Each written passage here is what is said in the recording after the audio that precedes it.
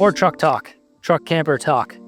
I do look at the analytics of my channel quite consistently, and I find it almost funny or ironic that the videos that actually do better than truck camping are videos about me talking about truck camping. Can't explain it. However, I do have a truck camping adventure planned here in an upcoming video, so look forward to that. But today, what I wanted to discuss with you guys is what got me into truck camping and why I got into truck camping in the first place. So let me set the scene first. Been standing and working all day, so I'm gonna take a tailgate seat and I'm gonna turn on my trusty fan to blow some nice cool air at me. Oh, and we can get started. Since I know a lot of you also enjoy the beer review, we have Deschutes Black Butte Porter from Bend, Oregon. Actually, my home state. Didn't grow up in Bend, but I did grow up in Oregon. Now, I'll be honest with you, I've already tried these and they're flippin' excellent, but I'll give you an honest review.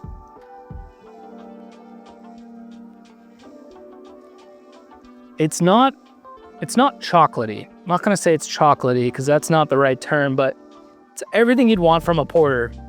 Nice brown in color and really light, like not heavy at all. And just, I don't know what I can describe that taste with other than chocolatey, but it's certainly not chocolatey. It's just absolutely a great beer. Now, why did I get into truck camping initially was actually almost out of necessity. I was living up in Massachusetts at the time, and I had just picked up this truck. I was actually searching for like Nissan hard bodies. I was looking at like Chevy Colorados, Ford Rangers, Toyota Tacomas, but obviously the Tacomas for their age were just astronomically expensive. And I really wanted one that was 4x4 stick shift. And if I could find one in white, that was great. So I was looking for months and ended up finding this one. Keep in mind, I was living up in Massachusetts, all the way down in Norfolk, Virginia. Messaged the guy on Facebook and pled to him to not sell it and wait for me to come look at it and then drive it home. And when I got there, I realized not only was it 4x4, 5-speed, white, it came with, he was gonna throw in the fiberglass shell that was on it, which was actually made for first gen Tacoma. A lot of camper shells you see nowadays, they're like Ford Ranger shells or something close, but this one was actually made for, not this one, I've moved on, we'll get there. But the fiberglass shell that was on the truck was actually made for a first gen Tacoma, so everything fit perfectly and it fit nice up against the cab. It was silver and peeling and the paint was just terrible on it, but it was a high top fiberglass shell. And to like top everything off, the truck has a factory sunroof. Pretty rare, didn't realize it at the time, but super stoked to have it. Oh, and it's got the 6-cylinder and not the 4-cylinder. So with having a camper, in hindsight, I'm glad I have the 6-cylinder just because of all the extra added weight. Makes it a lot easier having that little bit more horsepower. Now, I drove the truck all the way back up to Massachusetts, and at that time in my filming career, I was in between contract jobs and I was looking for some extra work, and I had ended up finding, probably on like Craigslist, an ad for some people to come help work on a film out in Albany, New York, which is about 3.5 hours away from where I was living. So couldn't make the drive day to day. It was a 2-week-long gig. So I decided that's how I decided to get into truck camping. I was like, okay, well, I could pitch a tent and like do that the whole time. But then I realized I've got slider windows in it. I can basically put everything that was going to be in the tent in the truck bed and more. So we really do be truck camping out here in New York. We really do. And the setup is quite simple and half put away right now. Essentially, it allowed me to go out to Albany, New York, work the movie during the day. I was just a production assistant, so I was running all over the set doing different things. But after the day ended, around like 5 o'clock, I'd go back to the campground. I didn't have to set a tent up. I didn't have to like worry about leaving any gear there and having it stolen or messed around with. Everything was just in the back of my truck. I pulled the solar setup out of the carport, so I have power, got electricity. I've got this giant, I think it's like a 15 or maybe even a 20 gallon, no, maybe not that much, but it's probably like a 10 or 15 gallon tank for fresh water. Some blocks here just in case. This campsite is actually quite level, but I figured I'd bring some wood blocks in case I needed to adjust the truck a bit to get it level, so that way I'm not sleeping on a weird angle. The solar setup out of the carport has been super clutch. Literally haven't even been using the panel to charge it much. I've been out here for 3 days and it still hasn't died on me. I've been running a fan pretty much all throughout the night. I use it to recharge the lantern, charge my phone, my laptop, all the things. Here we've got the stove. You guys have seen that one burner before.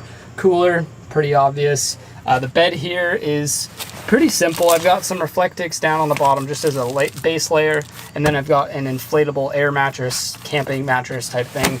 Sleeping bag, don't really sleep in this much, more just on top of it. And then this blanket here. I cooked the most ridiculous, I ate ramen so many times in that truck camper during that Albany filming trip. And it was just so much easier, but it got me instantly hooked on truck camping. While I was out there, I actually ended up making some like window covers for while I was at camp. So I think I had Saturdays or maybe it was Sunday. I had one weekend day off and I just went out to like Home Depot, bought a roll of Reflectix and a black can of spray paint, and ended up like, I think in the Home Depot parking lot, cutting all the Reflectix to match my windows and then spray painting one side of them so they were black up against the windows so it didn't look like Reflectix was in there as much. And I think I just taped them up. Like it was super entry-level truck camper.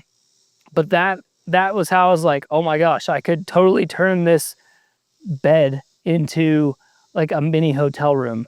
I already had water, a bed.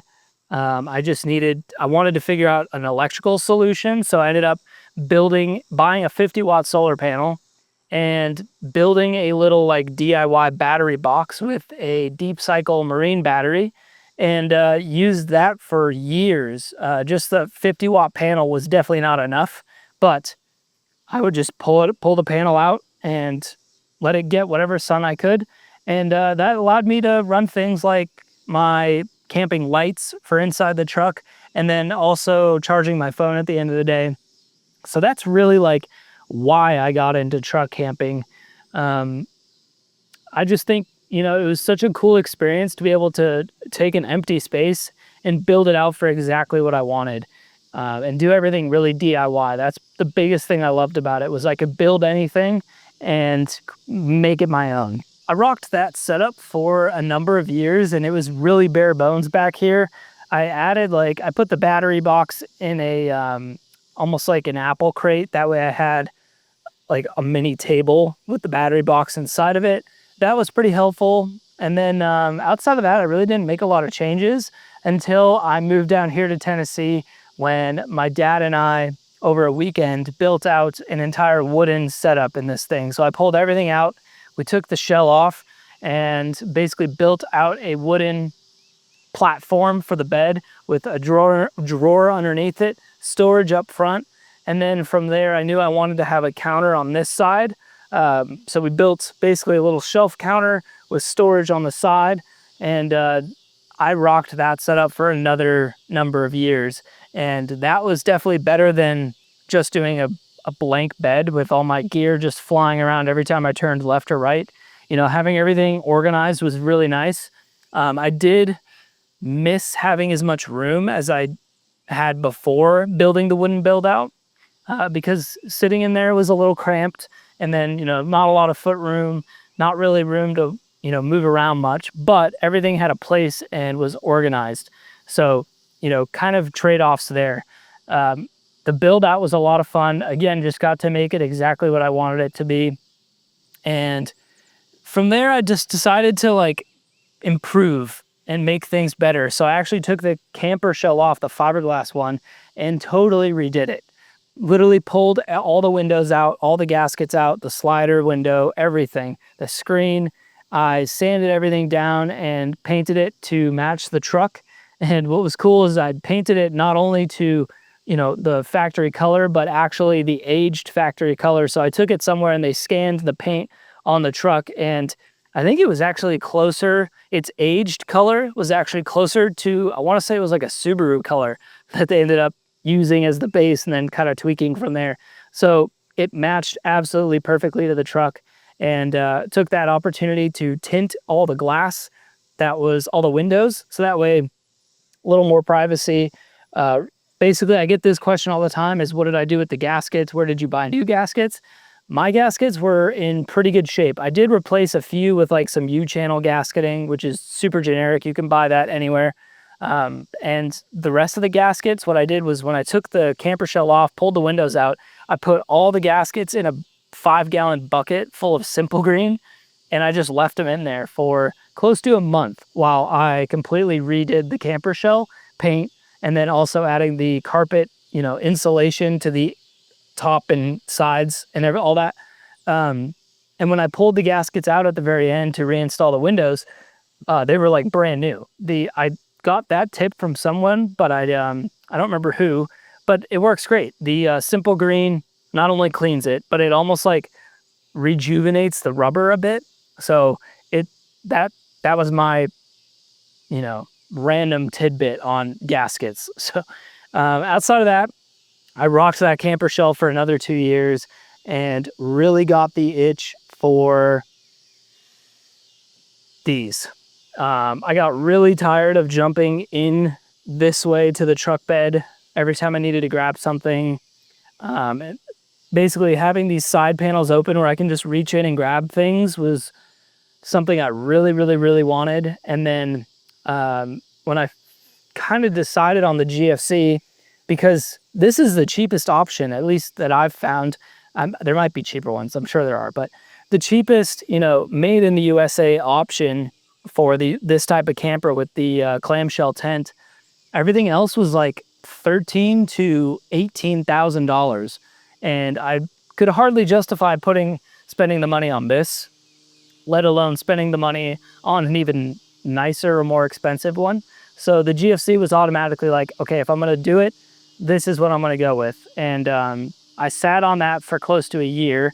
I had contemplated actually building one of these, because at that point, I didn't even care about the rooftop tent. I wanted to build a aluminum shell or frame like this, and I was going to build it out of extruded aluminum, so that way I didn't have to weld or bolt or all I had to do is bolt stuff together. And after pricing all the pieces together, the aluminum, all that, I was like, gosh, I'm gonna be still spending like $5,000 to make this thing myself, and there's no guarantee that it's even gonna turn out the way I really want it to.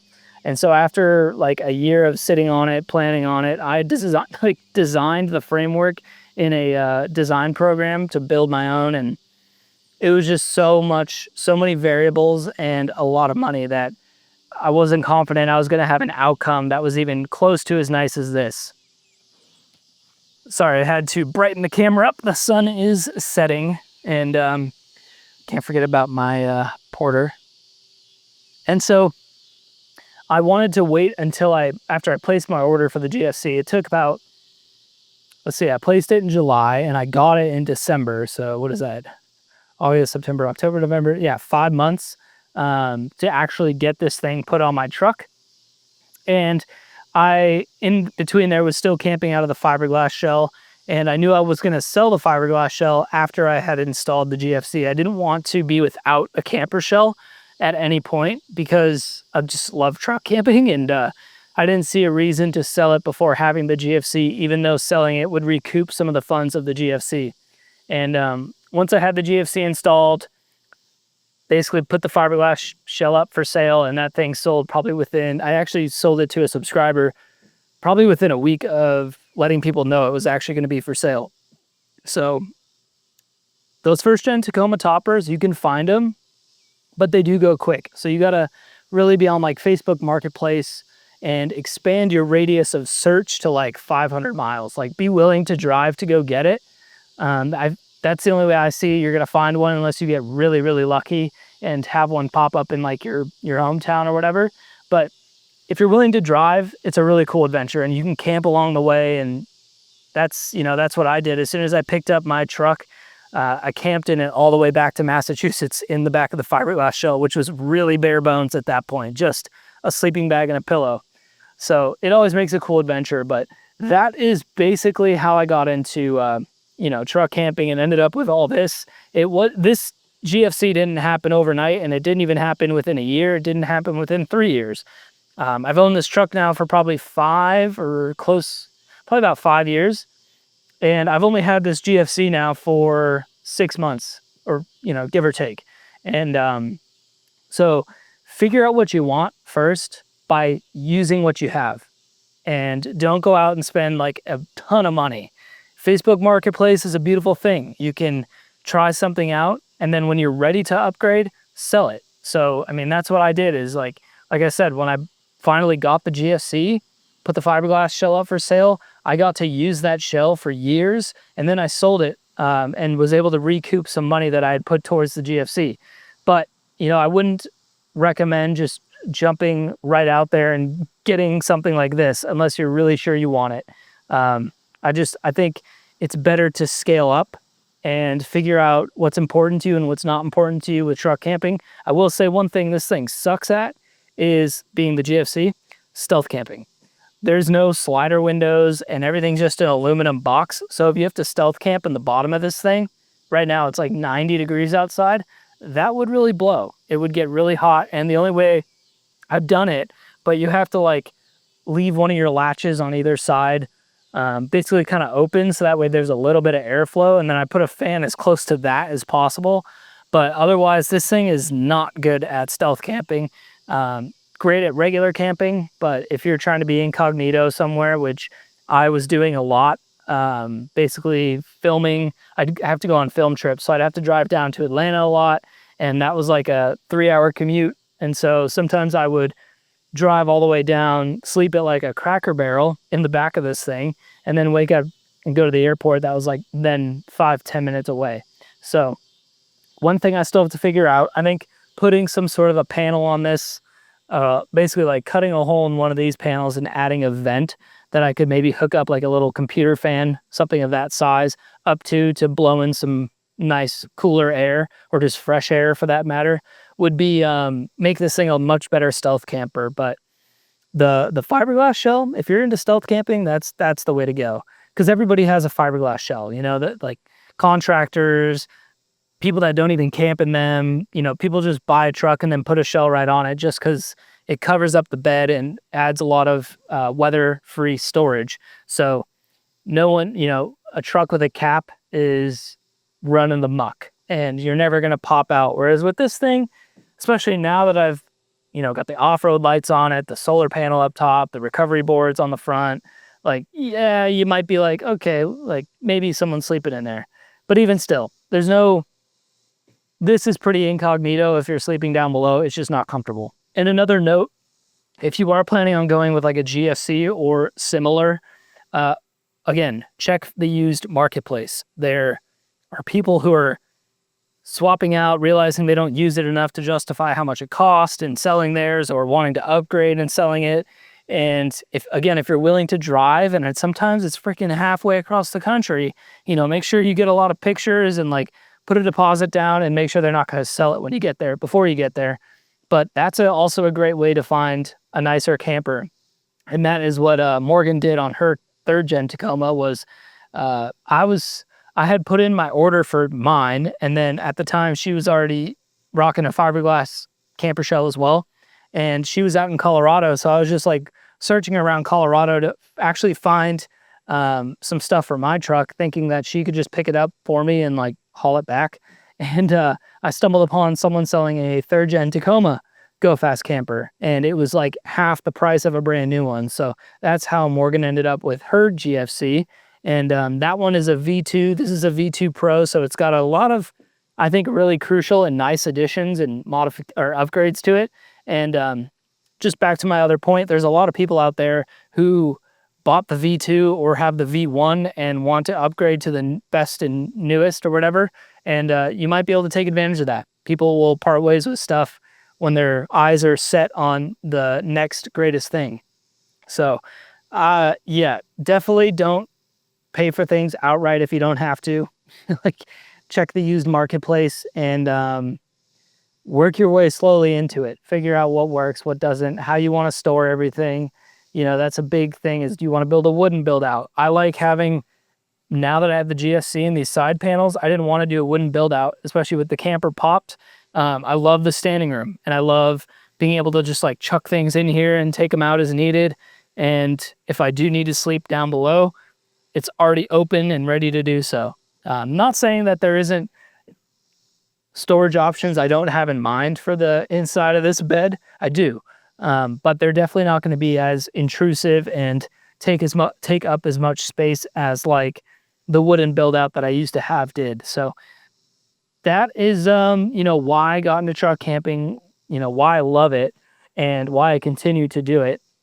It was just, everything kind of fell together between the truck, the fiberglass shell, working on the movie, and then realizing the importance of having the fiberglass shell, and not even the importance, but the luxury of having it and not having to pop a tent, break down a tent, worry about it raining while I'm gone, worried about my gear, because all my gear and my bed just comes with me, and all I have to do is pull into the campground and climb in the back of this thing and I'm ready to go. So love truck camping. Would love to hear your guys' stories on truck camping. So if you want to comment down below, might be some long-winded comments, but I read all of them, so don't feel like they don't go noticed. But sharing, if you want to, you know, put down in the comments your story of how you got started in truck camping, maybe the evolution to where you're at now.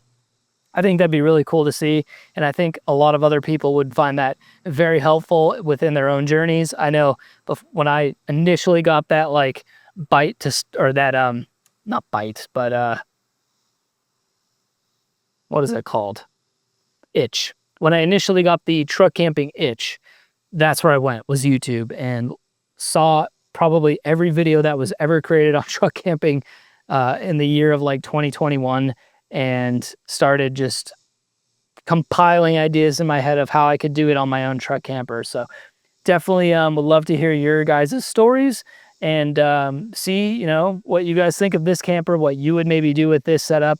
And as always, guys, thank you so much for watching. I didn't even finish this beer because I was talking so much.